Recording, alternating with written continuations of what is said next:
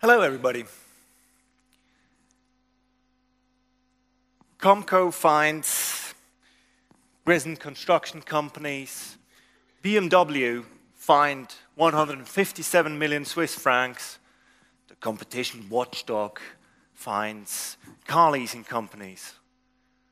You can tell I'm not a journalist. I didn't make up those headlines. Such are the headlines that you could read in the last few years in the newspapers, you could hear it in television. Now, I'm here to tell you the story of the years of work that stand behind those headlines. I'm here to tell you about the everyday life of the people investigating those cases, give you an insight into their lives, an insight that you can't find in any textbook. Now, my story starts on a cold and grey November morning in 2018 in Zurich. I'm standing in front of a building, a very tall building. 2 armed police officers standing next to me, an IT specialist, and another lawyer colleague of mine. We're about to enter the halls of one of the biggest financial institutions of the world. In a few minutes' time, I'm going to inform the representatives of this company that the Swiss Competition Commission has opened an investigation against the company. I'm going further on to explain that we're going to go into their rooms, we're going to look through their offices, we're going to look through their smartphones, computers, we're going to check out their personal notes, we're going to go into the drawers, we're even going to go into waste paper bins and check them out. You won't believe what you can find in waste paper bins. And as you can imagine, company representatives feel immensely enthusiastic about having a law competition enforcement team in their offices. You know, you immediately score points when you get in there. This, of course, for this reason, you have to be prepared to confront a somehow hostile attitude of the crowd you're working with. And this paired with your own expectation that you really would like to perform well, you'd like to nail it, as my kids would say, because you're a representative of an authority, and that's the face you're giving to this authority, leads to a certain pressure. And even as a, I dare say, experienced law enforcement man, I still get a little nervous. And even though I know my business, I know what I'm doing, there's still this adrenaline rush going through your veins. So sometimes you might ask yourself, why am I putting myself through this? Why am I doing this? And let's take a short break from our story now. Why do we actually go through this? Why do we actually enforce competition law? It's not obvious, is it? Now, competition is omnipresent in our everyday life. Think of the recent Rugby World Cup in Japan. 20 teams competed to win the World Cup title. And unfortunately for England, they didn't make it, but there we go. I'm heartbroken, but there we go. Think about you as a student or your fellow students. You all try to excel in your studies in order to have better opportunities for a job later on. You're competing. Think about rivaling companies, making advertisements in televisions, magazines, online, in order to attract clients. They're competing. A CEO of a leading cosmetic firm once told us, when we asked him, how do you attract clients? He told us, quote, "On vend du rêve." We sell dreams. Now imagine if rugby teams were to fix the result of a match beforehand. Imagine a privileged group of students were given top grades before they have even written their exam. And imagine rivaling companies gathering together and agree with each other at what price they're going to sell their dreams. We instinctively think, well, that's not wrong, that's not good, it's not wrong, that's wrong. We don't find it fair. We believe instinctively, well, everybody should have to give their best in order to achieve their aim. Now, the competition law has very much the same approach. It goes there saying everybody needs to do their best in order to get the best result. Competition law acts on the assumption that if firms compete, and I'm talking now only about firms because the competition law does not enforce competition between students or competition between rugby teams, obviously, but it does so for firms.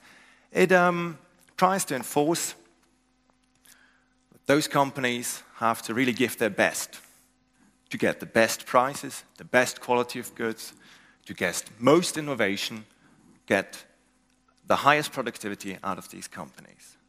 That leads to a result that gives the best competitors of our national economy, ultimately. Right. And that is why, very basically, why we all put ourselves through those sometimes uncomfortable situations and enforce competition. Now, one little back thought I wanted to give you as well is what are the effects if competition does not work properly? Let's put as an example a public entity who wants to, a public contractor who wants to build a motorway, for example. It will publish its intention, invite all construction companies to bring in an offer so that the best company can achieve the contract. That's competition. Now, what happens if those companies meet together beforehand, secretly, without this public entity knowing, and agree on who is going to win the bid and at what price it's going to do? Competition doesn't work. And now the outcome, unsurprisingly, as you might find, is that it leads to prices that may be higher, 25% to 35%, as we have been able to observe, above the competitive level of prices. Now you, as a taxpayer, you're going to pay for this. Or you, as a consumer, you're going to pay for this. That's one other very good reason why we enforce this competition. Now, let's come back to our story now. A bit more action.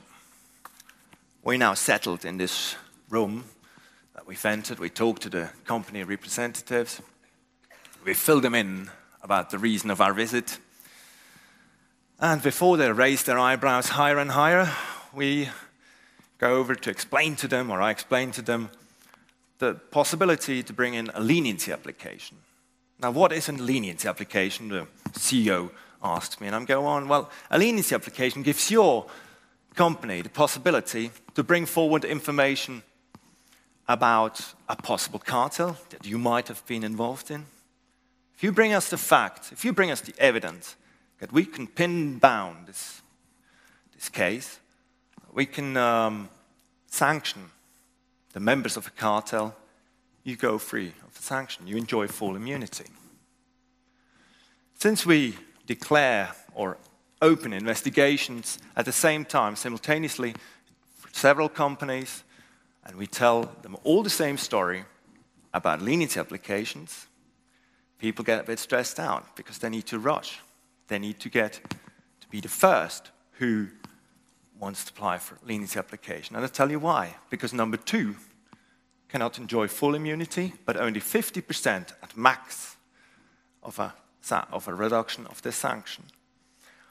And you have to bear in mind that the sanctions that we give can rise up to 10% of the turnover of the company in the last 3 business years of the cartel. That can be a pretty hefty sanction. Now, of course, the CEO gets very interested. He likes leniency applications all of a sudden. I then call in the team, and the search team now comes in, okay? And you imagine they're all coming in with their suitcases and everything. They're starting not to fool around. They're not going like this, but they're starting to look through all their stuff, the personal affairs of the people involved. They're not liking it. Obviously, they don't like it. It's human. It's normal. Now, one representative, he gets stressed out. He gets really nervous. He watches every step that the company representative, that our agency representative make. He watches every move they make. He criticizes every breath they take. That's the moment when I have to step in. I have to take them on the side and say, listen, sir, I understand very well. You're a bit excited. This is an unusual situation. I fully am aware that this is stressful. However, there is no possible, factual, or legal way to stop us from doing what we're doing. This is actually going to happen. Accept the facts. It is worth mentioning at this moment there are two options to go on about a dawn raid. Option one, you and your colleagues, you cooperate, and by the end of the day, we'll be out the house. Option number two, you continue to interfere with our work, put us behind schedule, and we will take as long as it takes, whether that is 2 days, 3 days, 4 days, 5 days, a week. We're going to finish our jobs, I promise. Now the choice is all yours. Well, you can imagine that calms people down. And they start to cooperate a little bit. Now let's leave this situation of the dawn raid. Let's go away from the dawn raid. Because simultaneously, there's a whole bunch of interviews happening. And we also need to interview people. Likewise, the other representatives, they're really liking it. And now you have to make those people talk. So how are you going to do this? You sit in front of someone who thinks like, you're not my best mate. So what we would like to achieve is to talk to those people and have a free given report. Now, I have to make a distinction between two sorts of people that we're actually interviewing. One sort are the investigated companies, the accused. Those companies, at the outset of the interview, we inform that they have a right to remain silent. Any information they give us, we may use in a court of law. They can have the assistance of an attorney. The attorneys can talk to them before the interview. He can follow the whole interview, and he can even ask questions by the end of the interview. Those are the investigated companies. The other type of interview we make are witnesses. Witnesses don't have a right to remain silent. They must give evidence, and they must tell the truth. If they don't tell the truth, that's a criminal offense in Switzerland, and you can be punished with fines or even imprisonment. So as you can imagine, we like to interview people who have to tell the truth. That is why now, at the moment, there is one important question pending at court, and that is whether company representatives or former company representatives can be interviewed as clients. Right. Now imagine we've done all of this. We've done a dawn raid, 12, 13 of them. We made extensive interviews, in some cases 70 interviews in a case. We have analyzed all electronic data. We have gone through all the documents that we seized. It takes us months and months to do that, sometimes years. Now we've gathered all that evidence. What we do, we reach the conclusion of our gathering of the evidence. What we do, we write a report, an extensive report. My longest, I did together with a working colleague, was 700 pages. It took us a while. And we write down the facts, we include the evidence, the applicable law, and the conclusions that we draw from all of this. Now, the parties have the opportunity to give in their point of view. They can give a written statement and tell basically the Competition Commission that all we've written is a lot of lies and that we're incompetent, and that's usually what they write.